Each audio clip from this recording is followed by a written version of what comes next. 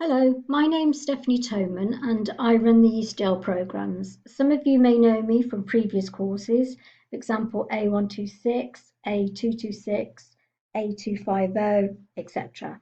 But this is our third level. This is our Accredited Advanced ICT Qualification Word Processing, or ICDL Advanced Word. And it's also known with the code A332COM, which I'm sure will hear bandied about.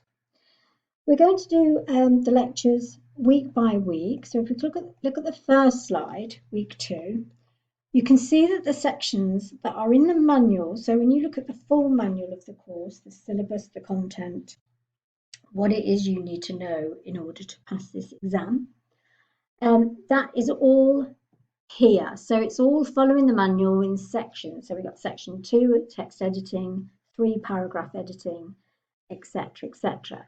So in week 2, we're going to do sections 2, 3, 4, and 5.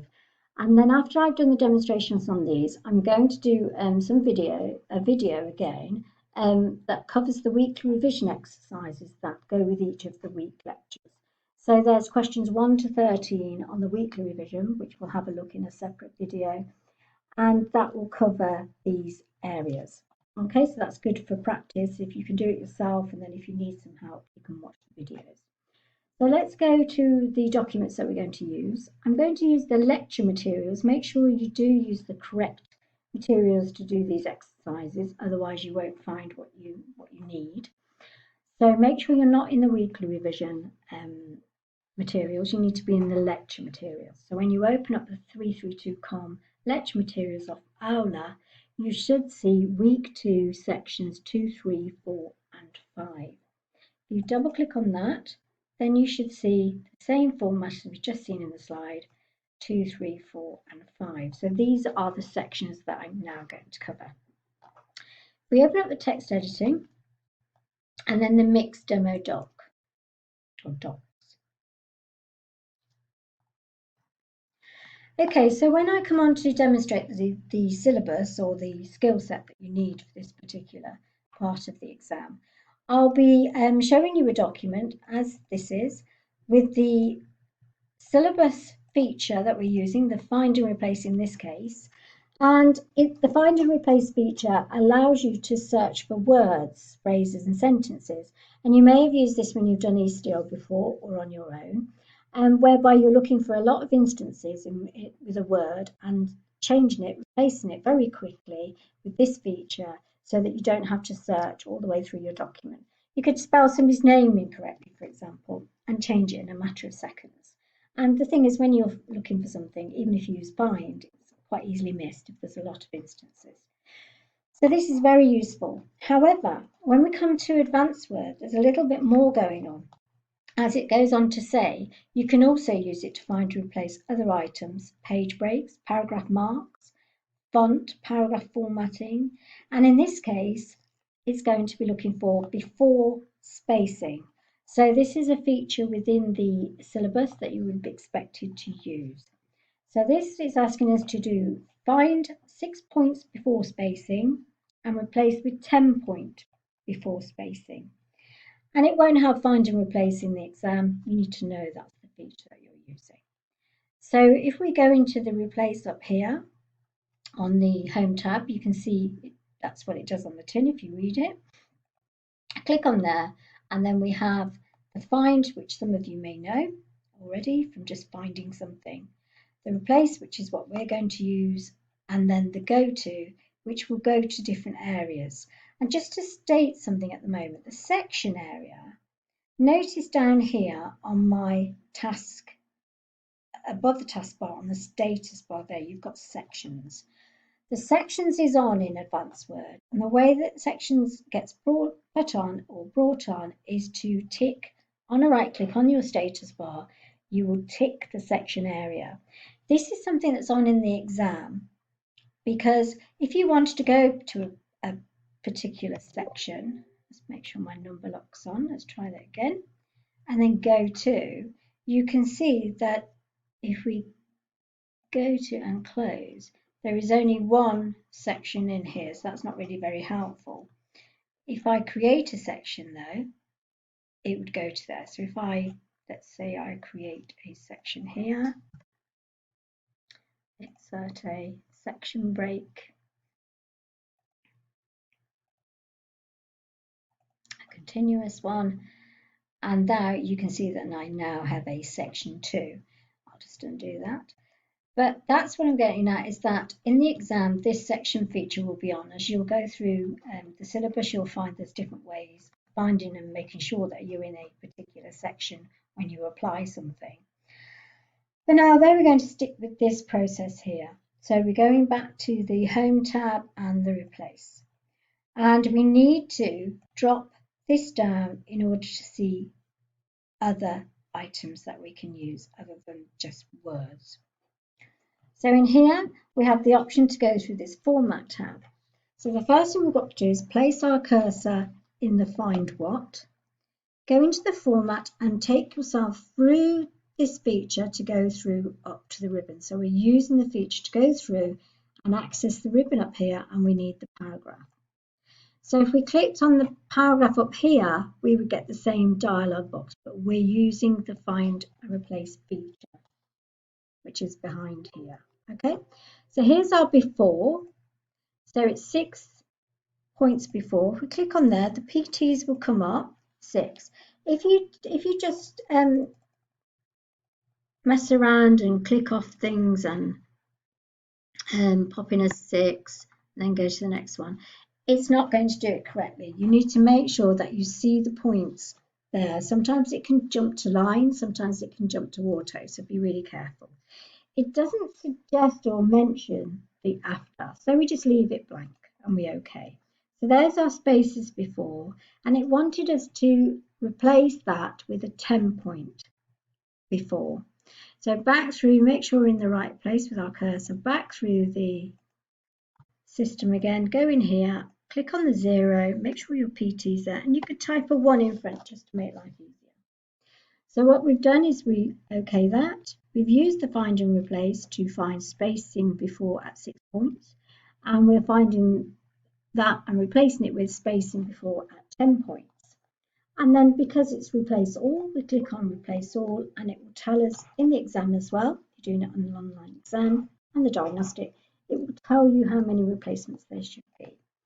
So once you've done that, you can close the feature down, and that's the first one done. And what I've done is I've popped this on here just to help with revision purposes, to remember this particular area. As always, there's always a particular area in Advanced Word. It's a key place to make sure that you select or drop down.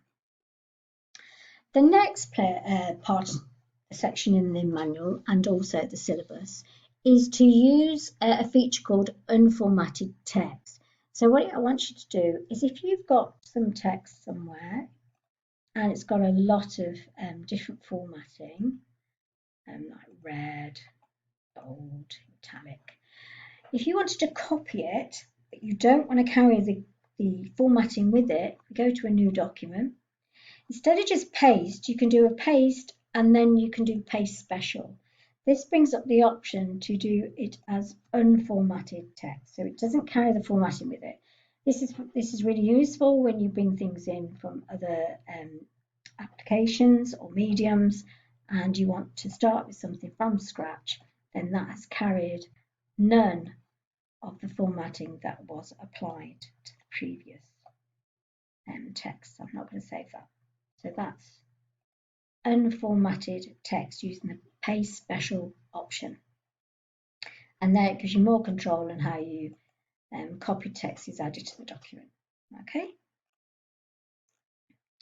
The next area is more about trying to find the feature rather than using it. So this is called the autocorrect options. And as you can see here, it's a tool that goes on in the back end of the document. For example, you may have fingers that type the wrong way around. Even though your brain is saying THE, you may put in TEH. And at all times, these things are being corrected automatically. Capitalization is being corrected automatically. And we don't really realize it, but there's a lot of built-in common mistakes that we tend to do grammatical errors on. And this is what the autocorrect option does. So if we go into the file area and then into the options, make sure you're in the proofing. That's the thing to remember, that keyword remember. So when we're doing advanced word and we're in the exam, we're thinking, what are we applying it to, or where is our cursor? The second thing is, what is the feature and where is it? And the third is to do it, to apply it. So if you try to keep it nice and methodical, you should be okay. You won't go wrong. Okay, so we're now in the proofing and there's the auto correct options. Once you find it, it's pretty straightforward. So there's a couple of areas in the exam that may come up. They may come up with you enabling or disabling, which means ticking or unticking. So they may want you to make sure that the first letter of a sentence isn't automatically done. So you would take that off, you would disable it, or they want you to enable it if it's not ticked. On the PCs at the university, you can't take these off and put them on because they are globally protected by IT services. On your own PC, you should be able to do this and help you to demonstrate it. And in the exam, obviously, the things won't be enabled either. So you will be able to apply it. So you could have tick boxes in this area on the autocorrect. You could have replacing words that are commonly spelt a particular way, like colour is a common one that's Americanized, and you want it automatically replaced with the English version of it. So you would add it to you can see how many there are on our all the things that we do incorrectly. Details, I think that's one that I notice sometimes I've done. Some are spelling errors, but a lot of them are when you literally your fingers are doing it a different way to what your brain is telling it to. So if you add that, you can see it's been added, you OK, and now when you do that in future, that will correct. And then the final area, let's go back in to look for is the auto format as you type. The apply as you type, this area here could be something that you're asked to enable as well. So the automatic numbered list may be off and they may ask you in the exam to tick it on. So it's very simple. And then you OK right at the bottom. Your dialog box, OK? It's quite simple, but it's just remembering where it is and what the different features are. And I have put them up there just to help you to recall it if you want to go back and revise. The next area within this text editing is the text and flow, wrapping items, wrapping a table, wrapping word art, and wrapping the good old image with regard to text. So wrapping a table, if you right click on it and go to table properties, this is your wrapping feature here. You can have a wrap around, you could be asked to wrap left, wrap center, wrap right. So if we OK, if we drag that into text now, you can see how it wraps and the text always goes to the right as much as it can when it sits in there. Okay, so if you right click table properties, you can see that it's to the right. Try different ones just to see what happens. You can see that that's going to the center as much as it can, etc.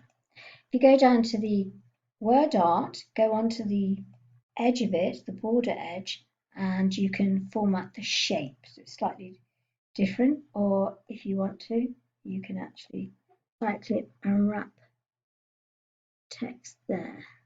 So you could wrap square, but what we do, you've got all the features here. We want to do the more. So always go to the more layouts. And this auto word art now can be wrapped square, and it could be wrapped both sides, right only. Okay, and then when you drag it, you can see how the text gone down there always goes to the right of it if it can. Okay, this picture here, same again, wrap text, pretty much the same as the previous word art, more layouts, and we could do tight and left only. Okay, and then drag that into text, and you can see how it's really likes to stay on that side of the image. Notice as well, before an image is wrapped, if we go back and unwrap it, Okay, so it's got nothing, no features. Notice how hard it is. If you align it or place it, you can only do it through the alignment options. You can't drag, it's no longer floating. It's a hard picture, whereas if you wrap it in your dissertations, for example, or your reports, you can make it really snazzy by bringing in graphics, might be charts, and merging it into your text a little bit. That's in line. So if we go back, oops, you can change the size as well, but we'll just stick to this bit for now, into some more layouts, and you could have it tight. Bring it in.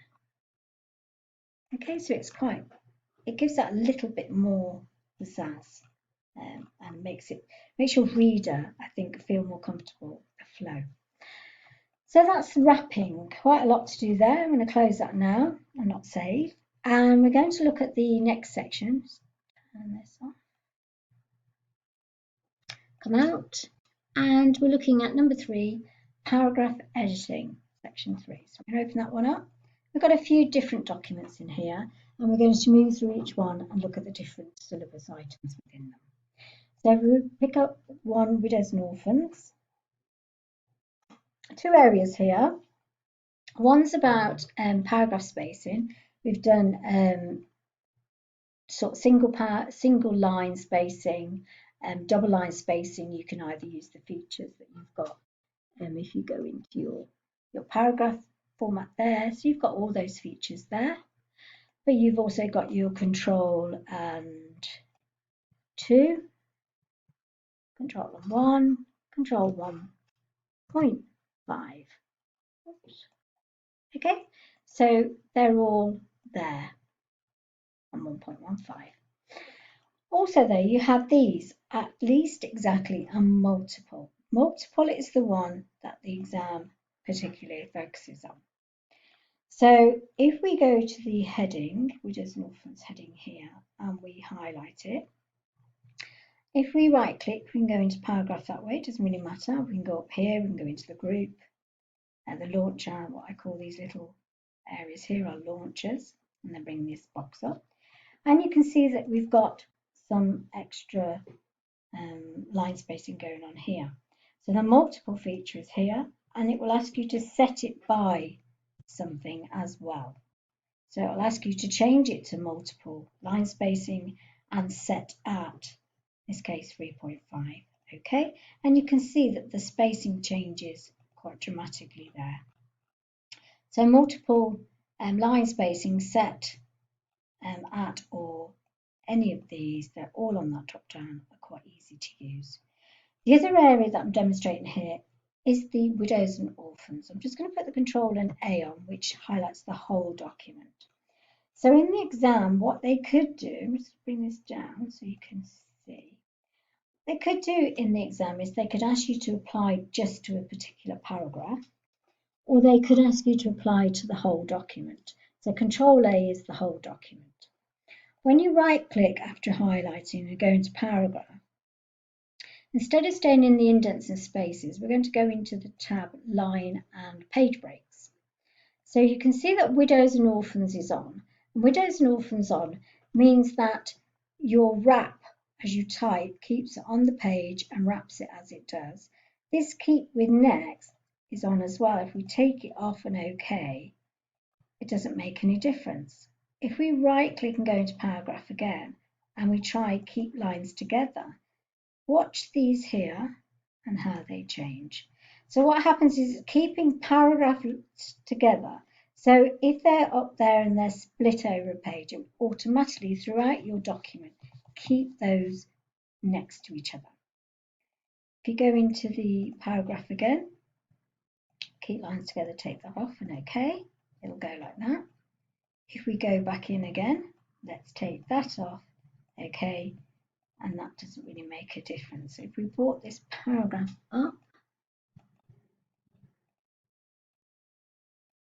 let's delete. I've got less on there.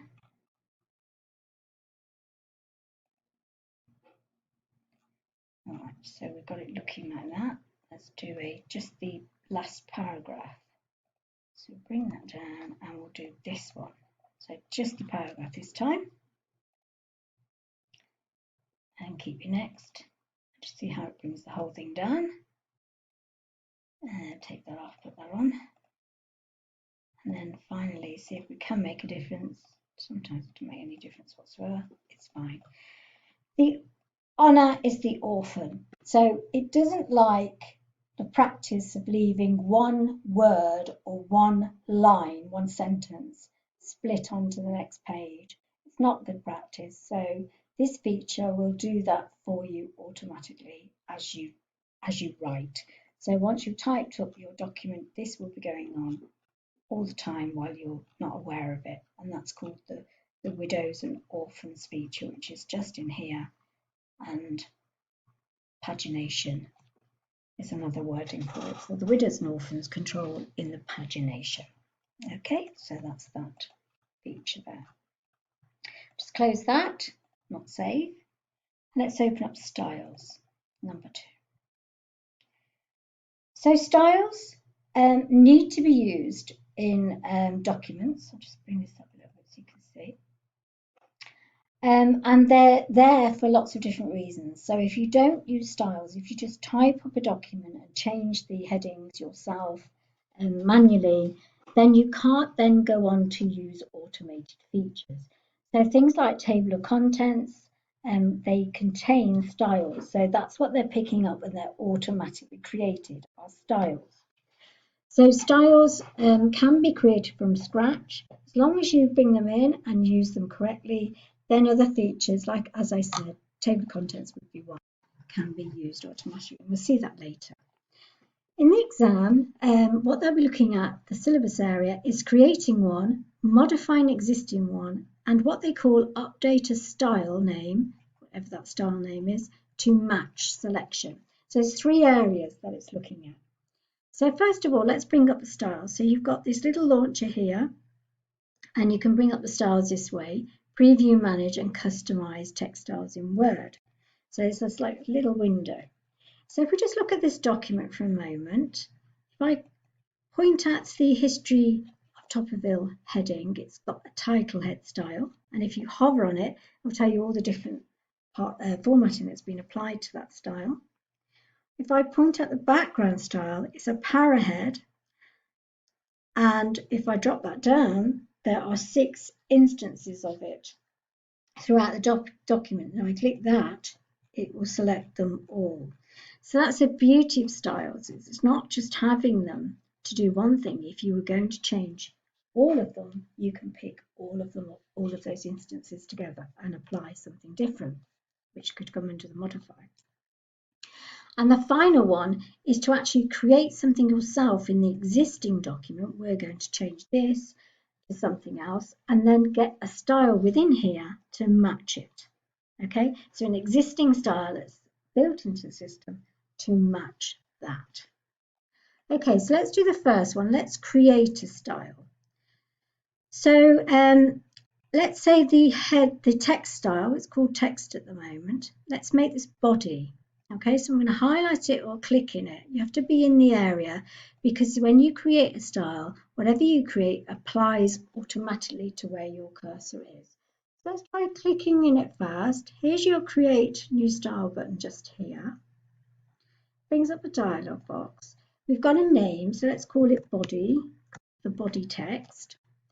Be really careful on this style type area because they could change them or ask you to change them in the exam.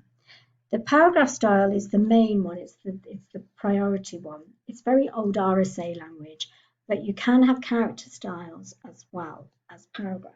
So make sure if they ask you to create a character style, you change it. Otherwise, we'll stick to paragraph. These rarely change because they're usually based on something quite similar. Then you can keep it as it is. I'm going to change it just to red, just so that we can see it happen. You can see the change here. If you wanted to go for further things, you can go through this way, and we'll do that when we use the modify. So I'm just going to create that style, and I'm going to be OK. It's called body. So if I highlight that and click body, I could then all the way through. I could use my control key and I could highlight different areas and I could use the body and do that. So I can apply it. Okay, so I've applied my new created style.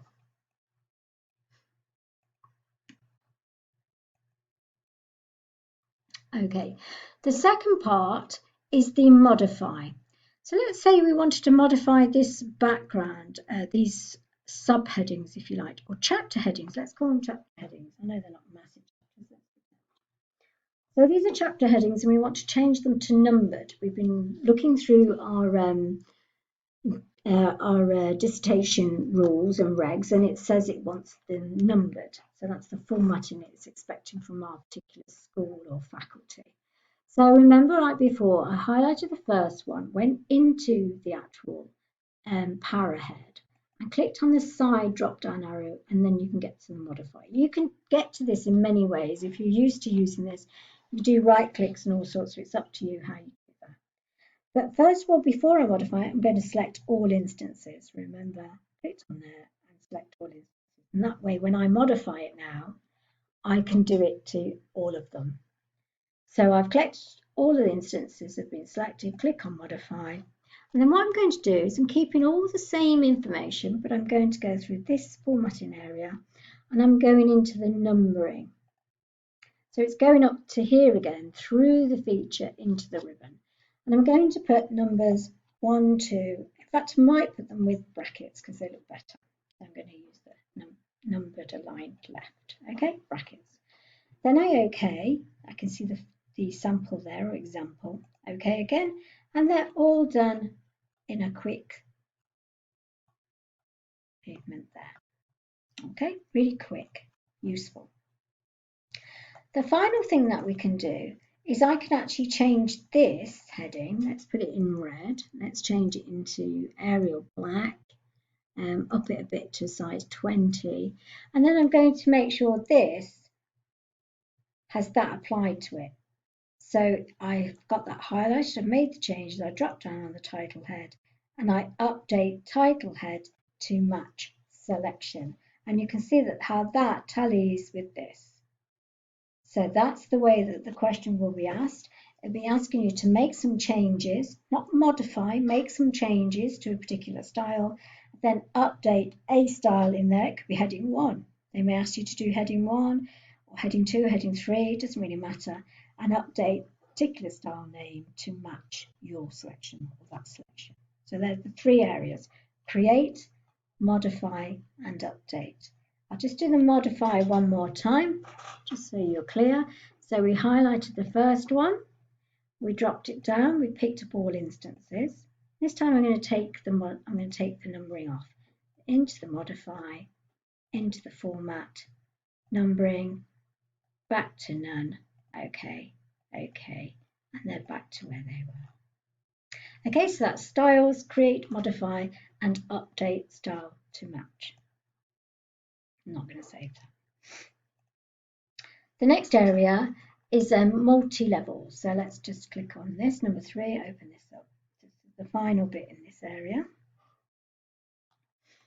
Okay, styles for numbered bulleted numbered lists can be created and contain up to 9 levels. Okay, so multi-level is a little bit like before. We would have just used the bullets, or we just use the numbering, and they're quite straightforward.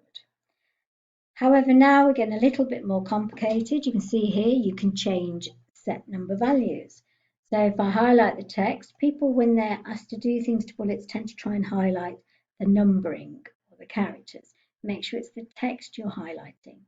You can do a set numbering value change on a right click, but if you don't want to, if you forget, if you go to the side of what's lit up, you see the numbering is lit up, go to there, and then you can set the numbering value that way. And you can make it start at 2. This is what we're changing here. 3. Okay. So pretty straightforward. You can also, if you go onto the drop down on there, you've got what you can't change list level, but we want to look at the define new number format, which we're going to look in the next one as well. So you could change that to starting at upper Roman numerals instead and change it like that. So there's lots of ways you can change that straightforward numbering in here.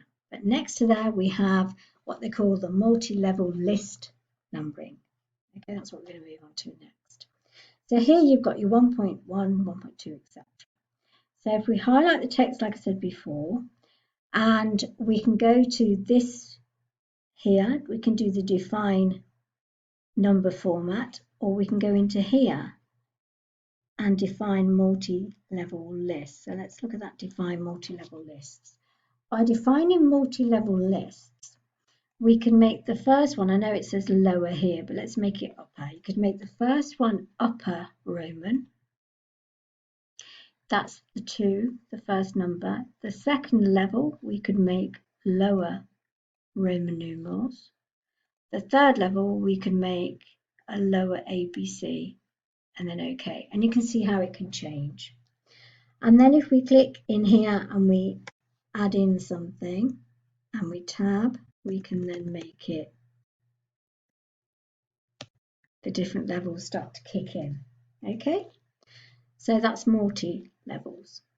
This one is changing list level, which we looked at last time. So we're going into the multi-level lists, and you've got your change list level here. And you could change them into headings. So we can have, instead of numbering, because we've got different levels going on, we could go heading. And these will automatically, if you use that feature, even in your dissertations, it's a really quick way if you don't want to get into your own headings, creating your own headings, etc. It's a quick way of using the built-in headings that are in the system. And as you can see, if you click on there and you click on the headings here, let's launch her in. We click on the first one, it's heading 1, second heading 2, heading 3, and heading 4. And then what you could do, if you really wanted to, you could make life easy and modify those, or you could just stick with them in your document. So that's a really quick way of bringing them in. This one here, I'm just going to undo that a little bit, so I'm going to bring this up. Oops. Onto one page. Take these out. Okay, this is a typical test question. It's about setting the numbering value at 2 from the text 2.4 to 2.5 so that it ends in 2.3. This is a very simplistic one, but in the exam you may have quite a lot of levels like this and even more, and you are going between there, and so it will give you particulars. And this is doing the same, but it's very simplistic. So the key, as I've highlighted the red, you can probably guess why, is to change that. So when you do a right click on that to set in the number values, it's the second level it's talking about, not the first.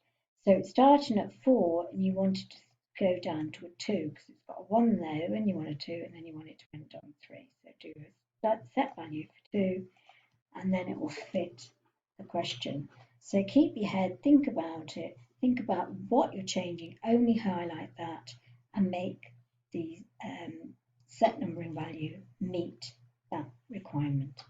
So play around with those, they're really worth playing with, and in the real world you'll start to get an understanding how you can do your level lists.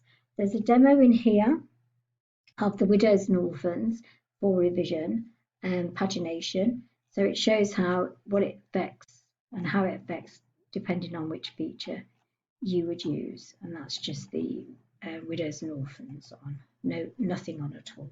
Okay, and then it's the paragraph in. So that's there. And then if we come out, I'm going to do the next video on document setups and tables. So I'm going to leave that one there and I'll carry on.